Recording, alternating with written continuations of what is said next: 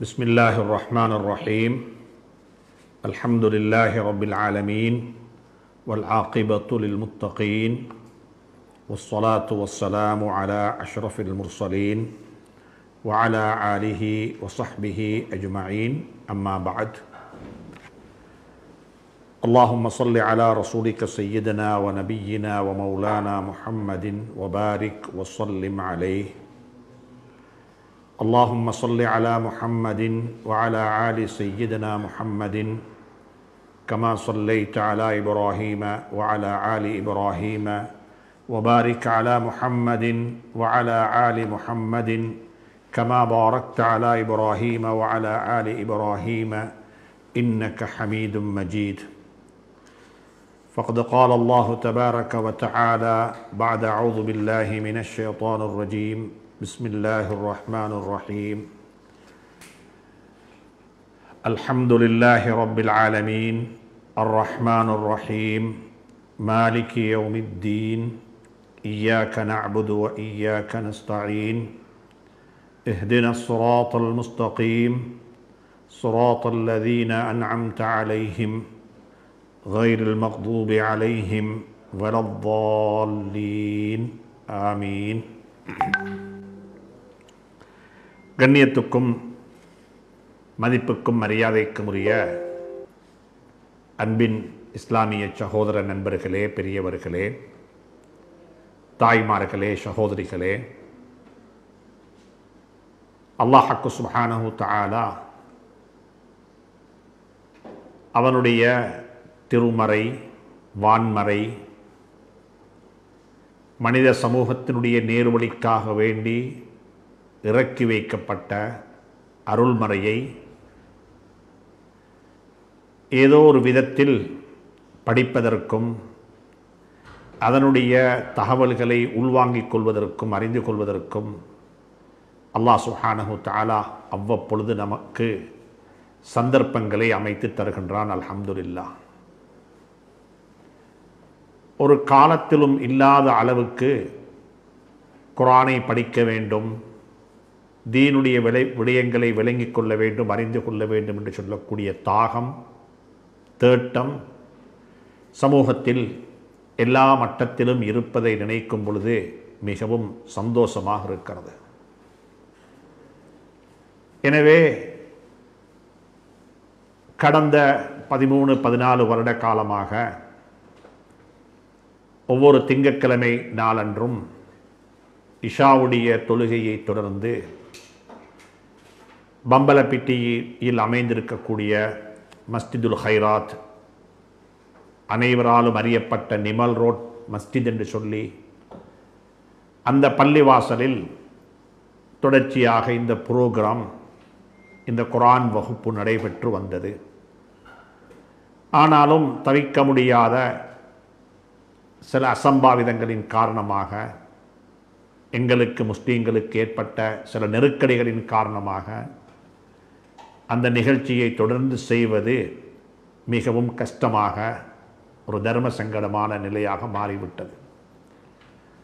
அந்த உயிர்த்த ஞாயிறு தாக்குதல், அதனைத் தொடர்ந்து ஏற்பட்ட இந்த கொரோனாவுடைய பிரச்சினை, இப்படியாக இன்னொரு காரணங்களின் காரணமாக அந்த நிகழ்ச்சியை அந்த பள்ளி வாசலில் தொடர்ந்து செய்வது மிகவும் ஒரு கஷ்டமானதாக இருந்தது.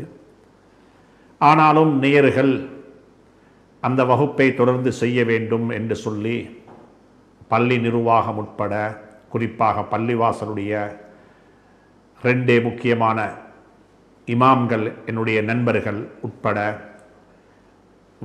அதை நேரடியாக வந்து அந்த வகுப்பில் இருந்து பயன்பெற்ற சகோதரர்கள், இப்படியாக பலரும் அதை மீண்டும் ஆரம்பிக்க வேண்டும், தொடர வேண்டும் என்று சொல்லி வேண்டிக் கொண்டார்கள்.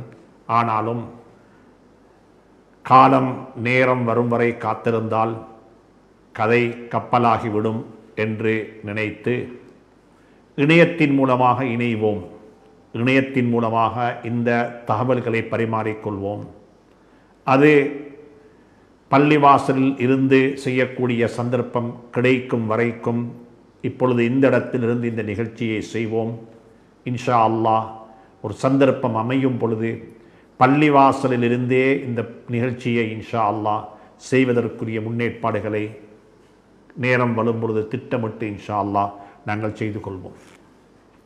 அந்த அடிப்படையில் குர்ஆனுடைய வகுப்பு, குர்ஆனை படிப்பது என்பது மிக முக்கியமான ஒரு வேண்டுகோளாக எங்களுக்கு இருந்து கொண்டிருக்கிறது.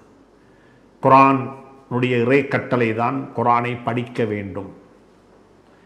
நான் பலமுறை ஞாபகப்படுத்தி இருக்கின்றேன், குர்ஆன் எதற்காக வேண்டி படிக்கப்பட வேண்டும், அல்லாஹ் குர்ஆனை எதற்காக வேண்டி இறக்கி வைத்தான், குர்ஆனை பற்றி என்ன சொல்லி இருக்கிறது. சுப்ஹானல்லாஹ், குர்ஆனுடைய கருத்துக்களை பற்றி குர்ஆன் சொல்லக்கூடிய விதம், குர்ஆனுடைய தன்மையை பற்றி குர்ஆன் பேசக்கூடிய விதம், குர்ஆன் யாருக்கு வழிகாட்டும், குர்ஆன் பேசக்கூடிய பாசிட்டிவான நேர்மறையான கருத்துக்கள், குர்ஆன் பேசக்கூடிய சமூகவியல், குர்ஆன் பேசக்கூடிய குடும்பவியல், குர்ஆன் பேசக்கூடிய பொருளாதாரம், இப்படியாக குர்ஆன் அனைத்தையும் பேசியிருக்கிறது.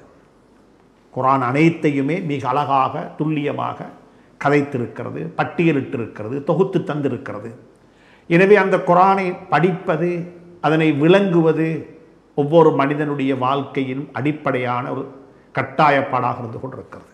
குர்ஆன் கேட்கிறது, அஃபலா யததப்பரூன், நீங்கள் குர்ஆனை ததப்புர் செய்ய மாட்டீர்களா? ஒன்று இருக்கிறது குர்ஆனுடைய திலாவத்து, இன்னும் ஒன்று இருக்கிறது குர்ஆனுடைய தஃப்சீர், வரைவிலக்கணம் சொல்லுவது, வியாக்கியானம் சொல்லுவது, குர்ஆனுடைய உடன் சம்பந்தப்படுத்தியிருக்கக்கூடிய வரலாறுகளை பற்றி பேசுவது. இதற்கு நாங்கள் தஃப்சீர் என்று சொல்லுவோம். இன்னும் ஒன்று இருக்கிறது குர்ஆனுடைய ததப்புர், மனிதன் குர்ஆனை வைத்து சிந்திப்பது, குர்ஆனுடைய கருத்துக்களை ஆய்வு செய்வது, ஆராய்வு செய்வது. அல்லாஹ் சுப்ஹானஹு தஆலா குர்ஆனில் இதை பற்றி பேசி இருக்கின்றான். வரத்திலில் குர்ஆன தர்தீலா, குர்ஆன் முறையாக ஓதப்பட வேண்டும், தர்தீலாக ஓதப்பட வேண்டும். அது குர்ஆனுக்கு செய்யப்பட வேண்டிய அடிப்படையான ஒரு கடமை. நாங்கள் ஏதோ ஆரம்ப காலத்தில் இந்த நாட்டில் இருந்த முறை பிரகாரம் நாங்கள் குர்ஆனை ஓதினோம், அல்ஹம்துலில்லாஹ். எங்களுக்கு தெரியும், தாலீமுல் குர்ஆன் என்று சொல்லி ஃபாசி ஆலிம் ரஹ்மத்துல்லாஹி அலைஹி அவர்களால் எழுதப்பட்ட தொகுக்கப்பட்ட ஒரு நடைமுறை எங்களுக்கு மத்தியில் இருந்தது. அதை கொண்டு நாங்கள் ஓதினோம், அதில் ஓத படித்தோம், மாஷா அல்லாஹ். அதை கொண்டு எங்களுடைய ஓதலை நாங்கள் ஏதோ முடியுமான அளவு நாங்கள் அதை செய்து கொள்வதற்கான முயற்சிகளை செய்தோம். ஆனால் இந்த காலகட்டத்தில் அப்படியல்ல. அந்த குர்ஆனையும் அந்த தாலீமுல் குர்ஆனையும் வைத்து இன்னும் இருக்கக்கூடிய இணையத்தினூடாகவும் இதனை படித்துக் கொள்வதற்கு ஆங்காங்கே இருக்கக்கூடிய உலமாக்களை நாடி சந்தித்து தஜ்வீது முறை பிரகாரம் மஹாரிஜுல் ஹுரூஃபுகள், எழுத்துக்கள் எந்தெந்த இடத்திலிருந்து வெளியாக வேண்டும், சிஃபாத்துல் ஹுரூஃபுகள், ஒவ்வொரு எழுத்துடைய தன்மையும் எப்படி அமைய வேண்டும் என்று சொல்லக்கூடிய விடயங்களை எல்லாம் படித்துக் கொள்வதற்குரிய, தெரிந்து கொள்வதற்குரிய, பயிற்சி பெறுவதற்குரிய வசதி வாய்ப்புகள் எல்லாம் எங்களுக்கு இருந்து கொண்டிருக்கிறது. அதே போன்றுதான் ஒன்று குர்ஆனை திலாவத்து செய்வது, தர்தீல் செய்வது, ஓதுவது, அதை பற்றியும் பேசுவோம். இன்னும் ஒன்று இருக்கிறது குர்ஆனுடைய தஃப்சீர். குர்ஆன் இறங்கப்பட்டதற்கு ஒரு காரணம் இருக்கும், சபபுன் நுசூல் என்று சொல்லுவோம். குர்ஆனின் பெரும்பாலான சூறாக்கள் இறங்குவதற்கு ஒரு காரணத்தை அல்லாஹ் வைத்திருப்பான். இதன் காரணமாகத்தான் அல்லாஹ் இதனை இறக்கி வைத்தான். இதன் காரணமாகத்தான் இந்த சந்தர்ப்பத்தில் தான் இது இறங்கியது. இந்த ஒரு நிகழ்ச்சியை மையப்படுத்தித்தான் இந்த குர்ஆனுடைய ஆயத்துக்கள் அருளப்பட்டது. சுப்ஹானல்லாஹ். இதற்கு நாங்கள் சொல்லுவோம் சபபுன் நுசூல் என்பதாக. குர்ஆன் இறங்குவதற்கு, அந்த ஆயத்துக்கள் இறங்குவதற்கு காரணமாக இருந்தவைகள் என்று சொல்லி நாங்கள் அதற்கு நாங்கள் பேர் சொல்லுவோம். இதே போன்று ஒன்று இருக்கிறது குர்ஆனுடைய ததப்புர். அல்லாஹ் சுப்ஹானஹு தஆலா குர்ஆனில் பல வகையான விடயங்களை பற்றி பேசியிருக்கிறான், அனைத்தையுமே பேசியிருக்கிறான். மலைகளை பற்றி பேசியிருக்கிறான், கடலை பற்றி பேசியிருக்கிறான், விண்ணுலகத்தை பற்றி, பால்வழி மண்டலத்தை பற்றி குர்ஆனில் பேசியிருக்கிறான், நீர் வளத்தை பற்றி குர்ஆனில் பேசியிருக்கிறான். இப்படியாக குர்ஆனில் மனிதனுடைய தன்மைகளை பற்றி, மனிதனுடைய ஆத்மாவை பற்றி எல்லாம் குர்ஆனில் அல்லாஹ் பேசியிருக்கின்றான். இவைகளை வைத்து இவைகளை ததப்புர் செய்வதை கொண்டு, அல்லாஹுடைய படைப்பினங்களை விளங்கிக் கொள்வதை கொண்டு, அறிந்து கொள்வதை கொண்டு அல்லாஹுவை எங்களால் புரிந்து கொள்ள முடியும். எனவே குர்ஆனுக்கு செலுத்த வேண்டிய கடமைகள் எல்லாம் இப்படியாக பட்டியலிடப்பட்டிருக்கிறது. அவைகளை பற்றி நாங்கள் ஆரம்பமாக விளங்கிக் கொள்ள வேண்டும், தெரிந்து கொள்ள வேண்டும். எனவே அன்புக்குரிய நண்பர்களே, சகோதரர்களே, குர்ஆனுக்கு செலுத்த வேண்டிய குர்ஆனை பற்றி சொல்லும் பொழுது அல்லாஹ் சுப்ஹானஹு வ தஆலா குர்ஆனில் சொல்லுகிறான் வனுனஸ்ஸிலு மினல் குர்ஆனி மா ஹுவ ஷிஃபாஉன். இது ஒரு ஷிஃபா, ஒரு நோய் நிவாரணி. இதை ஓதுவதை கொண்டு உங்களுக்கு ஆரோக்கியமான வாழ்வு கிடைக்கும், ஷிஃபா கிடைக்கும். சுப்ஹானல்லாஹ். வனுனஸ்ஸிலு மினல் குர்ஆனி மா ஹுவ ஷிஃபாஉன் வ ரஹ்மத்துன். இதில் அருள் இருக்கிறது. சுப்ஹானல்லாஹ். இதை ஓதக்குள்ள மனிதனுக்கு ஒரு ஆத்ம சாந்தி கிடைக்கிறது, மனிதனுடைய நோய்கள் இல்லாமல் போகிறது. சுப்ஹானல்லாஹ். குர்ஆன் 2 இடங்களில் ஷிஃபா என்ற வார்த்தையை கையாண்டிருக்கிறது. ஷிஃபா என்பது குர்ஆனில் 2 இடங்களில் அல்லாஹ் சுப்ஹானஹு வ தஆலா கோடிட்டு காட்டியிருக்கிறான். ஒன்று தேனியை பற்றி சொல்லும் பொழுது, தேன் பானியை பற்றி சொல்லும் பொழுது, தேன் பானியை பற்றி சொல்லும் பொழுதும் அல்லாஹ் சொல்லுகிறான் ஷிஃபாஉன் லின்னாஸ். தேனியில், தேன் பானியில் மனிதர்களுக்கு ஷிஃபா இருக்கிறது. எந்த ஒரு நோய்க்கும் அதனை உங்களுக்கு பருகலாம், குடிக்கலாம், பாவிக்கலாம். அதற்கு ஒரு அந்த அனுபவசாலிகளிடத்தில், வைத்திய அந்த துறையில் உள்ளவரிடத்தில் நீங்கள் ஒரு மஷூரா செய்து எந்த அளவுக்குள்ள குடிக்க வேண்டும், எப்பொழுது குடிக்க வேண்டும், எப்படி பாவிக்க வேண்டும் என்று சொல்லக்கூடிய விடயங்களை கேட்டு நீங்கள் அதனை பாவிப்பதை கொண்டு உங்களுக்கு ஒரு ஆரோக்கியமான வாழ்வு கிடைக்கும். அதற்கு நீங்கள் முக்மீனாக இருக்க வேண்டும் என்ற கட்டாயப்பாடு இல்லை. மனிதனாக இருந்தால் மனித கோடிகளுக்கு அல்லாஹ் சுப்ஹானஹு வ தஆலா பொதுவாகவே ஆக்கி வைத்திருக்கக்கூடிய ஒரு நோய் நிவாரணி தான் தேனி, தேன்பானி என்பதை குர்ஆன் சுட்டி காட்டுகிறது. அதே போல குர்ஆன் சொல்லுகிறது முஃமின்களுக்கு, சுப்ஹானல்லாஹ், குறிப்பாக விசேஷமாக பிரத்யேகமாக ஈமானுடைய மக்களுக்கு, குர்ஆனை நம்பினவர்களுக்கு, இது அல்லாஹ்வுடைய திருமறை, இது அல்லாஹ்வுடைய பேச்சு, இதுக்கு முடிவில்லை, இதுக்கு ஆரம்பமும் இல்லை, இது கதீம், இது ஒரு பூர்வீகமான பேச்சு. அல்லாஹ் எப்படி பூர்வீகமானவனோ இதே போல் அல்லாஹ்வுடைய கலாம், அல்லாஹ்வுடைய பேச்சு பூர்வீகமானது என்று சொல்லி நம்பக்கூடியவர்கள், அதன் மீது விசுவாசம் கொண்டவர்கள், சும்மலம் யர்தாபு, அதற்கு பிறகு அதில் எந்த சந்தேகமும் அவர்களுக்கு வர இல்லை. அப்படிப்பட்டவர்களை பற்றி குர்ஆன் பேசும்பொழுது சொல்லுகிறது அவர்களுக்குத்தான் இந்த குர்ஆன் ஷிஃபாவாக இருக்கும், அவர்களுக்கு இந்த குர்ஆன் ஒரு நோய் நிவாரணியாக இருக்கும். அந்த நம்பிக்கையுடன், அந்த விசுவாசத்துடன், அந்த உறுதியான மன உறுதியுடன், யகீனுடன் ஒருவன் குர்ஆனை ஓதும் பொழுது அல்லாஹ் சுப்ஹானஹு வ தஆலா எந்த நோய்க்காக வேண்டி, எந்த தேவைக்காக வேண்டி, எந்த மன அழுத்தத்துக்காக வேண்டி, எப்படிப்பட்ட ஒரு நோய்க்காக வேண்டி அதனை ஓதினாலும் அதனை கொண்டு அவருக்கு ஆரோக்கியமான வாழ்வு, அதனை கொண்டு அவருக்கு ஆஃபியத்தான வாழ்வு கிடைக்கும் என்ற கருத்தை குர்ஆன் மிக அழகாக ஊண்டி சொல்லி இருக்கிறது. இன்னும் குர்ஆன் சொல்லுகிறது லா யஅதீஹில் பாத்திலு மின் பைனி யதைஹி வலா மின் கல்ஃபிஹி. நிச்சயமாக இந்த குர்ஆனுக்கு முன்னாலேயும் பின்னாலேயும் லா யஅதீஹில் பாத்தில் மின் பைனி யதைஹி, உங்களுக்கு மத்தியில் இருக்கக்கூடிய குர்ஆன் இருக்கும் காலமெல்லாம் இந்த குர்ஆனுக்கு பிறகொண்டு வரப்போறதில்லை. ஆனால் குர்ஆன் இறங்கினதுக்கு பிறகும் குர்ஆனுக்கு மாற்றமான ஒரு கருத்தை உங்களால் சொல்ல முடியாது, குர்ஆனுடைய கருத்துக்களை உங்களால் பொய்ப்பிக்க முடியாது. குர்ஆன் சொல்லக்கூடிய கருத்து தான் கடைசி கருத்து, குர்ஆனுடைய கருத்து தான் கடைசியானது. அல்லாஹ் சுப்ஹானஹு வ தஆலா மிக தெளிவாக சொல்லுகிறான் லா யஅதீஹில் பாத்திலு மின் பைனி யதைஹி. இப்போ குர்ஆன் இறங்கி கொண்டிருக்கிறது, சஹாபாக்களை பார்த்து சொல்லுகிறான், நபி ஸல்லல்லாஹு அலைஹி வஸல்லம் காலத்தில் வாழ்ந்த மக்களை பார்த்து சொல்லுகிறான் லா யஅதீஹில் பாத்திலு மின் பைனி யதைஹி, உங்களுக்கு மத்தியில் குர்ஆன் இறங்கி கொண்டிருக்கிறது. வலா மின் கல்ஃபிஹி, இந்த குர்ஆனுக்கு பிறகும் எந்த ஒரு பாத்திலான, எந்த ஒரு தப்பான, எந்த ஒரு தவறான கருத்தும் வர முடியாது. ஏன் தெரியுமா காரணம்? தன்சீலுன், இது இறக்கி வைக்கப்பட்டது. யாரிடமிருந்து? யாரிடமிருந்து? மின் ஹக்கீமின், நுணுக்கமான அறிவுடைய, ஹிக்மத்துகள் நிறைந்த, அனைத்தையும் அறிந்தவனான அல்லாஹ்விடமிருந்து அருளப்பட்ட ஒரு அருள்மறை இது. இது ஒரு வான்மறை. இது தன்சீலுன் மின் ஹக்கீமின் ஹமீத், புகழுக்குரியவன். சுப்ஹானல்லாஹ். குர்ஆனை கொண்டு, குர்ஆன் புகழுக்குரியது.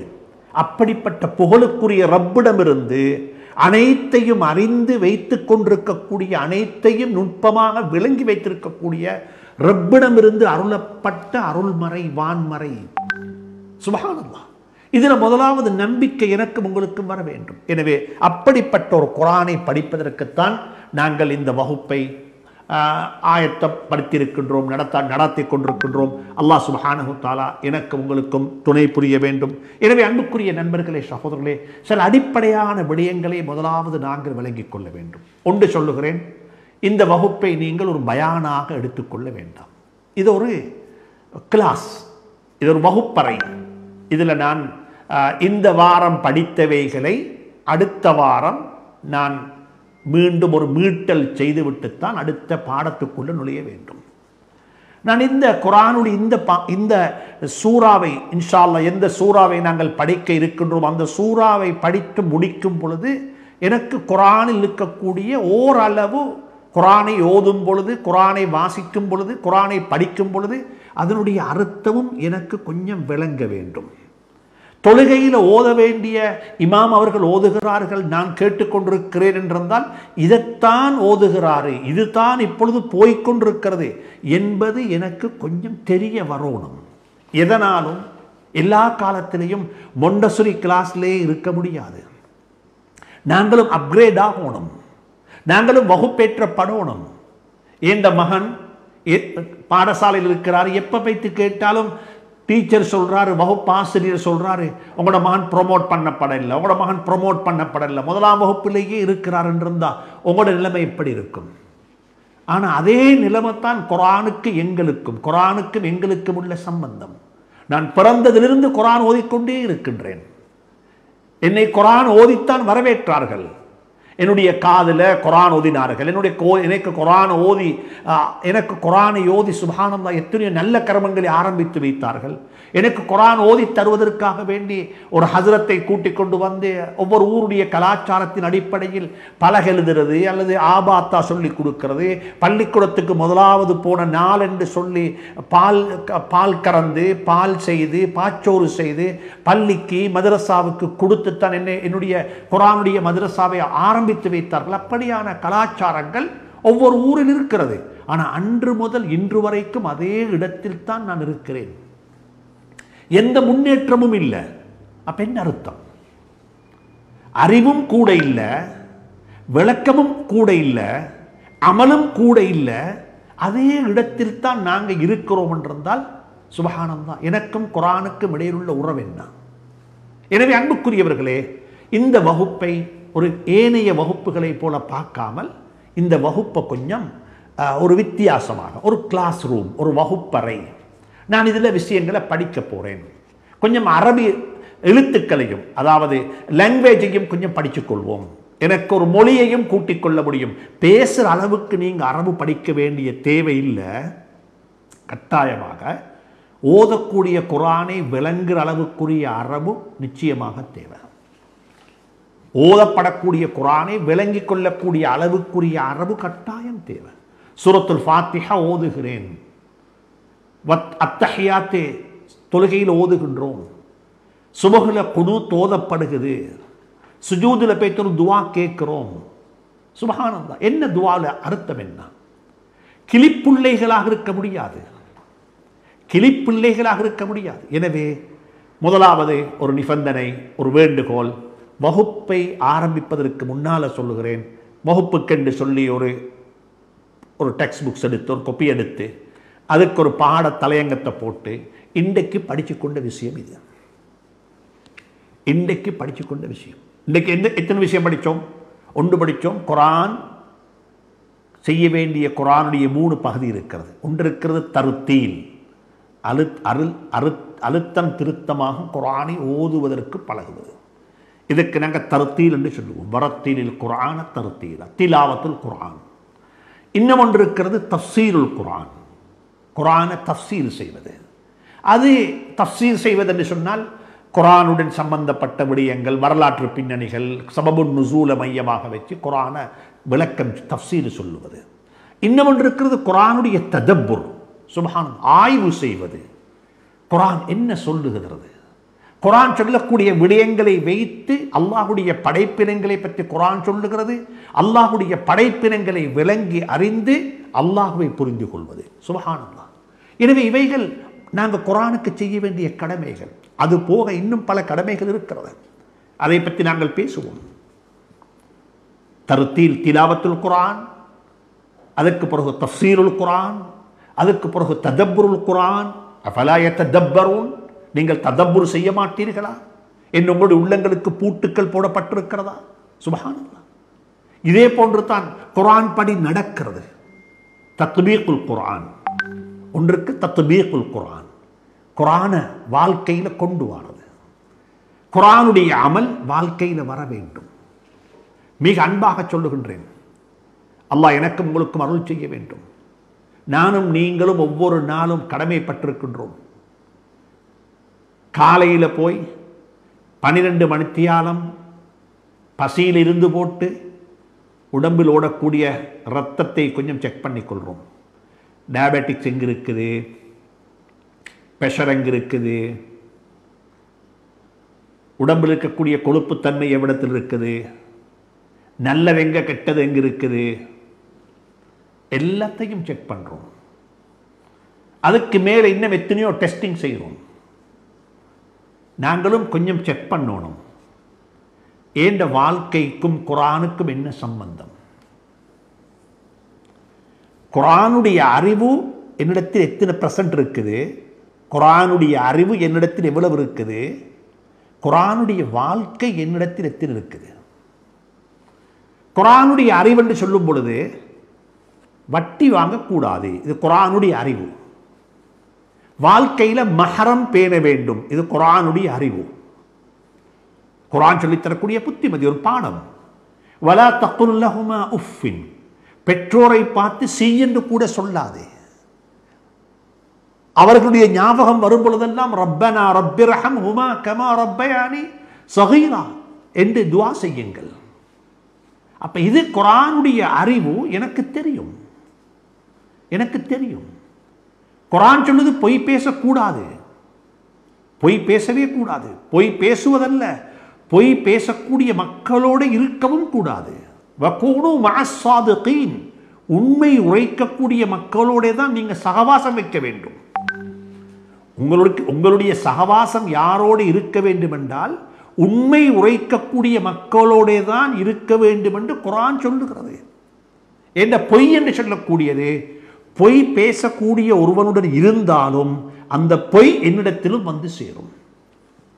அப்ப குர்ஆனுடைய அறிவு என்பது வேற, குர்ஆனுடைய அமல் என்பது வேற. ஒன்று இருக்கிறது தலீமுல் குர்ஆன், இன்னும் ஒன்று இருக்கிறது தத்பீக்குல் குர்ஆன். குர்ஆனை வாழ்க்கையில் கொண்டு வரது, குர்ஆன் எடுத்து நடக்கிறது, அமல் செய்வது. அப்ப நாங்க யோசிக்கணும், ஏண்ட வாழ்க்கைக்கும் குர்ஆனுக்கும் என்ன சம்பந்தம்? பள்ளிவாசல்களுக்குள்ள நடைமுறைப்படுத்தப்படக்கூடிய குர்ஆன் தொழுகையாக, சுஜூதாக, ருக்கூஆக, சுப்ஹானல்லாஹ். பள்ளிவாசல்களுக்குள்ள நடைமுறைப்படுத்தப்படக்கூடிய குர்ஆன் கடை தெருவில், என்னுடைய தொழிலில், என்னுடைய வணிகத்தில், என்னுடைய வியாபாரத்தில் எத்துணை வீதம் நடைமுறைப்படுத்தப்படுகிறது? சுப்ஹானல்லாஹ். என்னுடைய குடும்ப வாழ்க்கையில் எத்துணை வீதம் நடைமுறைப்படுத்தப்படுகிறது? என்னுடைய பொருளீட்டல், நான் உழைக்குகின்றேன், சம்பாதிக்கின்றேன், எனக்கு பொருள் வந்து சேருகிறது, அந்த பொருளை உடந்தையாக்கி கொள்வதில் எத்துணை வீதம் எனக்கும் இந்த குர்ஆனுக்கும் சம்பந்தம் இருக்கிறது? நாங்கள் எல்லாரும், நானும் நீங்களும் இதை கொஞ்சம் செக் பண்ணி பார்க்கணும். என்ற சமூக வாழ்க்கை, என்ற சமூக வாழ்க்கையில் குர்ஆனுக்கும் எனக்கும் என்ன சம்பந்தம் இருக்கிறது? சமூகமாக நீங்கள் வாழும் பொழுது புறம் பேசாதீர்கள், கோல் செல்லாதீர்கள், பிறரை அற்பமாக பார்க்காதீர்கள். பிறர் செய்த தவறுக்கு நீங்க குத்தவாளி அல்ல, நீங்க பொறுப்புதாரியம் அல்ல, நீங்க அல்லாஹ்விடத்தில் வகை சொல்ல வேண்டிய தேவையும் இல்லை. அப்ப நீங்க எப்படி நடந்து கொள்ள வேண்டும்? எல்லாரும் பேசுறாங்க என்று சொல்லி நீங்க பேசவும் கூடாது, எல்லாரும் கதைக்கிறாங்கன்னு நீங்க கதைக்கவும் கூடாது. ஏன் குர்ஆன் சொல்லுகிறது, நாளை கியாமத்துடைய நாளையில ஒரு கூட்ட நரகத்துக்கு வைக்கிடுவாங்க. அல்லாஹ் அந்த கூட்டத்தை விட்டு என்னையும் உங்களை பாதுகாப்பானாக. மா ஸலகக்கும் ஃபீ ஸகர், நீங்க எப்படி நரகத்துக்கு வந்தீங்க? நீங்க எப்படி நரகத்துக்கு வந்தீங்க? கேட்கப்படும் கேள்வி. ஏண்டா ஒவ்வொருத்தட்ட கேட்பாங்க. வெளிநாட்டில் ஒருத்தர் இருக்கிறார் என்றால் நீங்க கத்தாருக்கு எப்படி வந்தீங்க, நீங்க இங்கிலாந்துக்கு எப்படி வந்து சேர்ந்தீங்க, அதனுடைய வரலாறு என்ன? ஒவ்வொருத்தட்ட வரலாறு கேட்பாங்க. இஸ்லாத்துக்குள்ள யாராவது ஒருத்தர் வந்துட்டு அவர்கிட்ட கேட்பாங்க, இஸ்லாத்துக்குள் நீங்க வாரத்துக்கு காரணம் என்ன? ஒவ்வொருத்தரும் யாரையும் கண்டால் அவரிடத்தில் வரலாறு கேட்பது போல இந்த இடத்துக்கு நீங்கள் வருவதற்குரிய பின்னணி என்ன? ஹல்ஃபியா, அதனுடைய பின்னணியை சொல்லுங்களேன் என்று கேட்கிறது போல நாளை கியாமத்துடைய நாளையில நரகவாதிகள் கேட்பாங்க, மா ஸலகக்கும் ஃபீ ஸகர், இந்த ஸகர் என்று சொல்லக்கூடிய இந்த நரகத்துக்குள்ள நீங்க வருவதற்கு காரணமாக இருந்தது என்ன? சுப்ஹானல்லாஹ். என்ன சொல்லுவார்கள்? லம் நக்கு மினல் முஸல்லீன். முதலாவது, நாங்கள் அல்லாஹுக்கு செய்ய வேண்டிய கடமையை நாங்கள் செய்ய இல்லை. அல்லாஹுக்கு செய்ய வேண்டிய கடமை தொழுகை இல்லை. தொழுகை என்பது எங்களுடைய வாழ்க்கையில் ஒரு பொடுபோக்கான அம்சமாக இருந்தது. லம் நக்கு மினல் முஸல்லீன், நாங்கள் தொழுகையாளிகளாக இருக்க இல்லை. அப்ப தொழுகை என்பது, தொழுகை இல்லாதவன் நரகத்துக்கு போவான், குர்ஆன் சொல்லுகிறது. இரண்டாவது சொல்லுகிறான் அல்லாஹ் சுப்ஹானஹு வ தஆலா, வலம் நக்கு நுத்இமுல் மிஸ்கீன், ஏழை எளியோர்களுக்கு, குறைந்த வருமானம் பெறக்கூடியவர்களுக்கு. சம்பாதிக்கிறாங்க, ஆனா போதாது. சம்பாதிக்கிறாங்க, போதாது. அல்லது சம்பாதிக்க முடியாது, ஒரு குறைபாடுள்ளவராக, மாற்றுத்திறனாளியாக இருக்கிறாரு, அல்லது ஒரு பலகீனமான ஒரு அனாதையாக, ஒரு விதவையாக வாழ்ந்து கொண்டிருக்கிறாரு. அப்படிப்பட்ட ஒருவருக்கு நான் சாப்பாடு கூட கொடுக்க இல்லை. சாப்பாடு கொடுக்க இல்லை என்பது நரகத்துக்கு போறதுக்கு காரணம். இது நான் சொல்ல இல்லை, குர்ஆன் சொல்லுகிறது. குர்ஆன் சொல்லுகிறது. ஒரு காரணம் தொழாத காரணம், அது எனக்கும் என்ற ரப்புக்கும் இடப்பட்ட உள்ள தொடர்பு. இரண்டாவது காரணம் எனக்கும் சமூகத்துக்கும் இடையில் உள்ள உறவு. ஏண்ட வயிறு நிரம்பிச்சுது, எனக்கிட்ட மிச்சம் இருக்குது, மாஷா அல்லாஹ். ஆனா அதை என்னோட இருக்கக்கூடிய மக்களுக்கு பகிர்ந்து கொடுப்பதற்கு, உணவாக கொடுப்பதற்கு, அவர்களுடைய பசியை கொஞ்சம் போக்கி விடுறதுக்கு என்ற பணத்தை கொடுப்பதற்கு எனக்கு அவகாசம் கிடைக்க இல்லை, எனக்கு சந்தர்ப்பம் கிடைக்க இல்லை. இமாம் கஸ்ஸாலி ரஹ்மத்துல்லாஹி அலைஹி அவர்கள் தன்னுடைய இஹ்யாவில் ஒரு அழகான கருத்தை சொல்கிறார்கள். இமாம் பிஷ்ருல் ஹாஃபி ரஹ்மத்துல்லாஹி அலைஹி அவரிடத்தில், அந்த மகானிடத்தில் ஒரு மனிதர் வந்து சொன்னாரு, ஃபதக்கர ஃபுலானன் அல் கனி, ஒரு பிரபல்யமான ஒரு செல்வந்தரை பற்றி ஒரு சகோதரர் வந்துட்டு ஹதரத் இமாம் பிஷ்ருல் ஹாஃபி ரஹ்மத்துல்லாஹி அலைஹி இடத்தில் சொன்னாரு, ஃபதக்கர ஸௌமஹு வ ஸலாத்தஹு, அந்த பணக்கார சகோதரருடைய தொழுகையை பற்றியும் அவருடைய நோன்பை பற்றியும் மிகவும் சிலாகித்து, இப்படிப்பட்ட ஒரு பணக்காரர், இப்படிப்பட்ட ஒரு செல்வந்தர், ஆனாலும் ஒரு நோம்பாளி, நோம்பு பிடிப்பாரு, தொழுகையில் இப்படியான கவனம் செலுத்துவார், சுன்னத்தான தொழுகைகளுக்கு அவர் இப்படிப்பட்ட முக்கியத்துவம் கொடுப்பாரு என்றே சொல்லி அவரை உயர்த்தி சொன்னார். பிஷ்ருல் ஹாஃபி ரஹ்மத்துல்லாஹி அலைஹி அவர்கள் அவருடைய கதையை கேட்டுவிட்டு சொன்னார்கள், அல் மிஸ்கீன், ஐயோ பாவம், ஐயோ பாவம் என்றாரு. பாவம், நாங்கள் சொல்லுவோமே யாராவது பாவம் அப்பா, என்ன அறியாதவர் என்று சொன்னது போல சொன்னார், மிஸ்கீன் அல் மிஸ்கீன். அந்த சந்தர்ப்பத்தில் சொல்லிவிட்டு சொன்னார்கள், தரக்க ஹாலஹு வ தஹல அலா ஹாலி கைரிஹி, தனக்கண்டு இருக்கக்கூடிய கடமைகளை விட்டுவிட்டு பிறருக்கண்டு இருக்கக்கூடிய கடமைகளுக்குள்ள கூடுதலான கவனம் செலுத்துறாரு.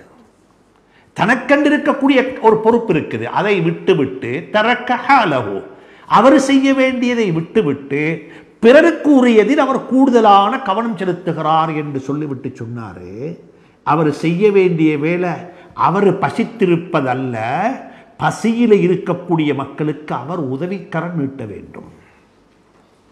அவர் நோம்பு பிடிச்சு பசியில் இருந்து வேலை இல்லை, அவர் செய்ய வேண்டிய வேலை இத்தாமுத்தாம், பசியில் இருக்கக்கூடிய மக்களுடைய பசியை போக்குவதற்கு அவருடைய தர்மத்தை அவர் செலவழிக்க வேண்டும். அவருக்கு இருக்கிற கடமை அதுதான். அவருடைய பணம் பகிர்ந்து கொடுக்கப்பட வேண்டும்.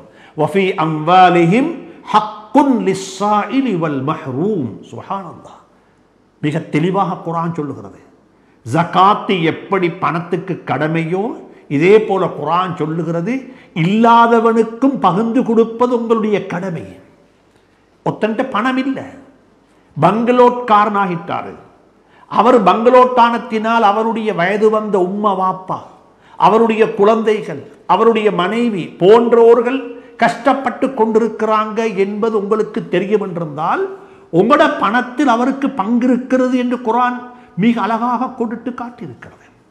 அப்ப நரகத்துக்கு போறதுக்கு ஒரு காரணம் தொழுகை இல்லை, அது அல்லாஹ்வுக்கும் எனக்கும் இடையில் உள்ள உறவு சீர்குலைந்து விட்டது. இரண்டாவது வலம் நக்கு நுத்இமுல் மிஸ்கின், ஏழைகளுக்கு அன்னதானம் சாப்பாடு கொடுப்பதற்கு எனக்கு நசீபாகவும் இல்லை. அப்ப பிஷ்ருல் ஹாஃபி ரஹ்மத்துல்லாஹி அலைஹி சொன்னாரு, அவரு பசியில இருந்து வேலை இல்லை, அவருக்கு சொல்லுங்க பசியில வாழக்கூடிய மக்களுடைய பசியை போக்குவதற்கு அவருக்கு முன்னுக்கு வர சொல்லி என்ற புத்திமதியை சொன்னார்கள். எனவே அன்புக்குரிய நண்பர்களே, சகோதரர்களே, மூணாவது காரணம் என்ன தெரியுமா? நரகத்துக்கு போறதுக்கு அல்லாஹ் என்னையும் உங்களையும் பாதுகாப்பானார். வகுன்னா நஹூது மஅல் ஹாயிதீன். ஒரு கூட்டம் சும்மா பேசுவாங்க, சும்மா கதைப்பாங்க, முன்னும் தெரியாது பின்னும் தெரியாது, ஒரு துண்டு தான் தெரியும். அந்த கூட்டத்தோட சேர்ந்து நாங்களும் கதைச்சு கொண்டே இருந்தோம். அந்த கூட்டத்தோட சேர்ந்து சும்மா பேசினோம், சும்மா கொமெண்ட்ஸ் அடித்தோம், முன்னும் தெரியா பின்னும் தெரியா ஒன்றும் தெரியா. வகுன்னா நஹூது, குர்ஆன் மிக தெளிவாக சொல்லுகிறது. நாங்கள் சமூகத்துடைய புலங்கும் பொழுது சும்மா பேசுறதோடு நாங்களும் சேர்ந்து பேசினோம், சும்மா கதைக்கிறதுல நாங்களும் சேர்ந்து கதைச்சோம். எந்த வகையான யதார்த்தமும் தெரியாது, அர்த்தமும் தெரியாது.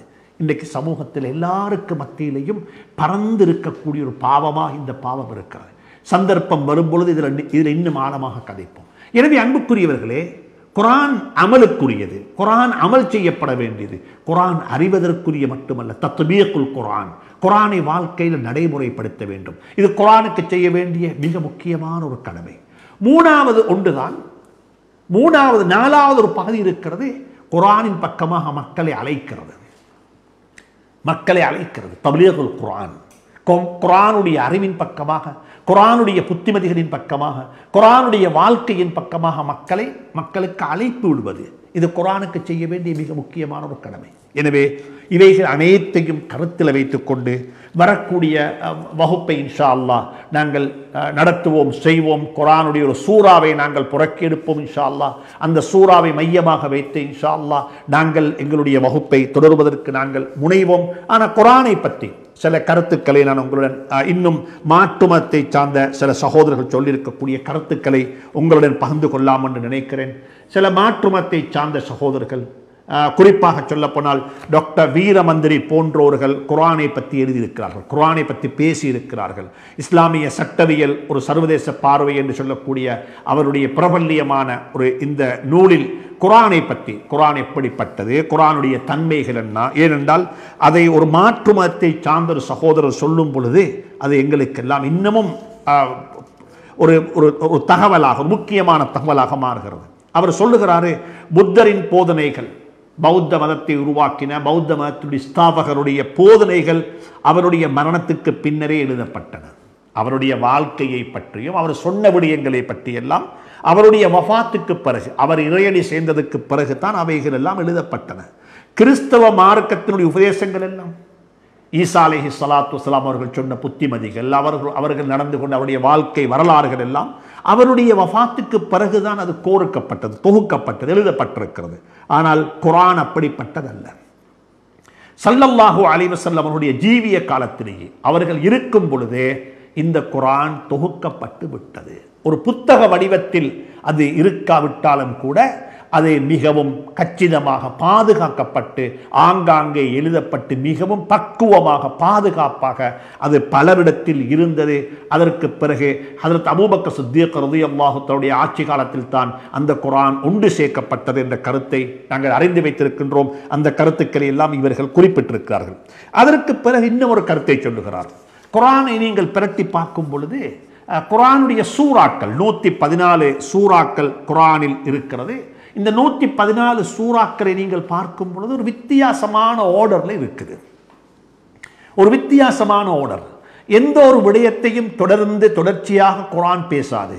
குர்ஆன் திடீரென்று சொல்லி குர்ஆனை பற்றி பேசிவிட்டு, சர்தாரே ஆலம் ஸல்லல்லாஹு அலைஹி வஸல்லம் பற்றி பேசிவிட்டு வேறொரு சம்பவத்தை பற்றி, உதாரணமாக சூரா யாசீன் எடுத்துக்கொண்டால், சூரா யாசீனுடைய ஆரம்பத்தில் யாசீன் வல் குர்ஆனில் ஹக்கீம் என்று சொல்லிவிட்டு இன்னக லமினல் முர்ஸலீன், குர்ஆனை பற்றி பேசுகிறது. அடுத்ததாக சொல்லுகிறது, நபியே நாயகமே, நிச்சயமாக நீங்கள் அல்லாஹ்வின் புறத்திலிருந்து அனுப்பப்பட்ட ரசூல். அதற்கு பிறகு குர்ஆன் சொல்லுகிறது, நீங்கள் நேரான வழியில் இருக்கிறீர்கள் என்று சொல்லிவிட்டு அப்படியே அடுத்த கட்டத்துக்கு போய் ஒரு சம்பவத்தை சொல்ல குர்ஆன் ஆரம்பிக்கிறது. சூரத்துல் கஹ்ஃபை எடுத்துக்கொண்டாலும் அப்படித்தான். இப்படியாக குர்ஆனுடைய நடைமுறை என்று சொல்லக்கூடியது ஒரு சாதாரண மனிதனால் புரிந்து கொள்ளக்கூடிய, சாதாரண மனிதனால் விளங்கிக் கொள்ளக்கூடிய ஒரு முறை அல்ல. அதை பற்றி அவர்கள் சொல்லும் பொழுது சொல்லுகிறார்கள், குர்ஆனுடைய சூறாக்களை பொறுத்தவரையில் ஒரு ஒழுங்குமுறை இல்லை என்பது வாசகர்கள், குர்ஆனை ஓதக்கூடியவர்கள் அனைவரும் அதை புரிந்து கொள்வார்கள். ஆனாலும் ஒரு விடயத்தை கருத்தில் கொள்ளுங்கள், குர்ஆனுடைய சூறாக்கள் ஒரு ஒழுங்கில் இல்லை என்பது உங்களுடைய புத்திக்கு படாதொரு விடயம். அப்படி ஒழுங்கு இல்லை என்பதின் காரணமாக அதனை நீங்கள் தட்டிக்கழிக்கவும் முடியாது. ஏன் காரணம் என்றால், விண்ணில் தென்படக்கூடிய நட்சத்திரங்கள் இவைகள் ஒரு ஒழுங்கில் இல்லை. ஆனால் ஒழுங்கில் இல்லை என்று நாங்கள் அதை சொல்லுகின்றோம். ஆனால் அதை படைத்தவன் ஒரு ஒழுங்கில தான் படைத்திருக்கிறான். அவன் எந்த ஒழுங்கில் படைத்திருக்கிறான் என்பதை என்னால் புரிந்து கொள்ளக்கூடிய அறிவு ஆற்றல் எனக்கு கொடுக்கப்படவில்லை.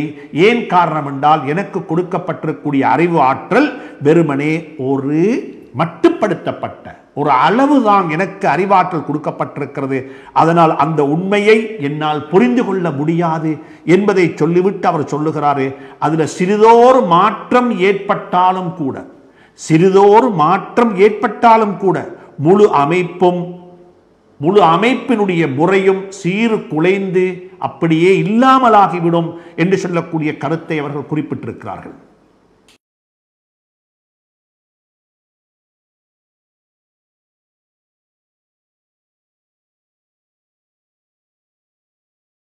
குர்ஆனை பொறுத்தவரையில் குர்ஆனுடைய இந்த கருத்தை அவர் சொல்லுகிறார். இது குர்ஆனுடைய சூரத்துல் வாக்கியாவுடைய ஒரு கருத்தாகவும் இருந்து கொண்டிருக்கிறது.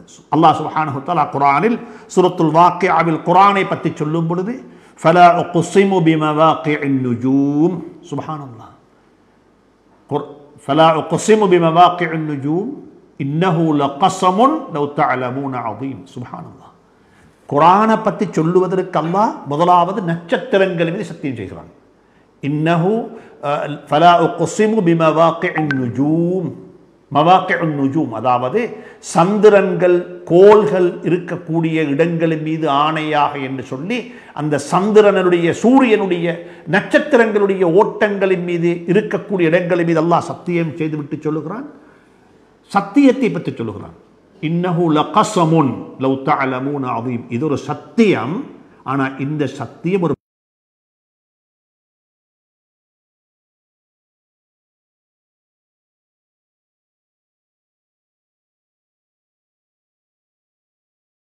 அந்த சத்தியத்தை பற்றி சுட்டி காட்டி இருக்கிறது.